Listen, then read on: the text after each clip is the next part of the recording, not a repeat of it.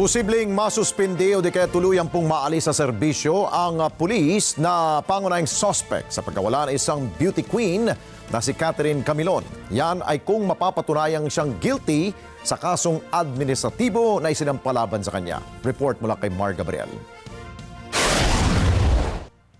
Gumugulong na ang mga kasong administratibo laban kay Police Major Alan De Castro, ang pangunahing suspect sa pagkawala ng beauty pageant candidate na si Catherine Camilon. Ayon sa PNP Internal Affairs Service, kasong conduct unbecoming of a police officer ang isinampa kay De Castro dahil sa pag-aming may relasyon sila ni Camilon, gayong may asawa na siya. Sinacharge namin siya ng conduct unbecoming of a police officer. So, bago mag-end po yung November, maglabas na po kami ng recommendation. Kasi yun po yun aming time frame sa pagposisyon ng kaso na yan.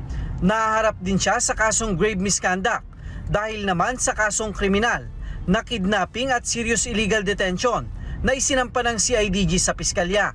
Nasa pre-charge investigation na ang kaso at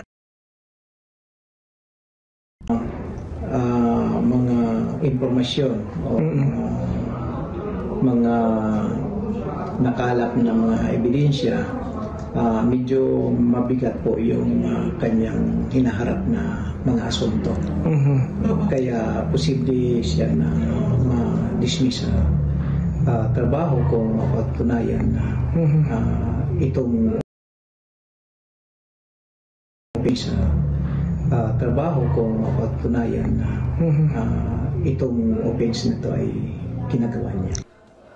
Nitong Miyerkules, ipinatawag ni PNP Chief General Benamin Acorda si Major De Castro sa Campo Crame, kung saan personal siyang humingi ng paumanhin sa PNP Chief. There was an implied admission po on his part po na mayroon pong special relationship between him and the victim po. But other than that, I hope you understand na I cannot give more details. Pero tikom naman ang bibig nang tanungin sa pagkawala ni Camilon.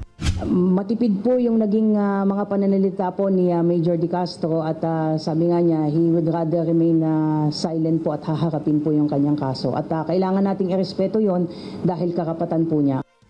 Nananatili sa restrictive custody ng Police Regional Office 4A sa Camp Vicente Lim si Major De Castro habang tinutugis naman ang kanyang driver na si Jeffrey Magpantay at dalawa pang suspect.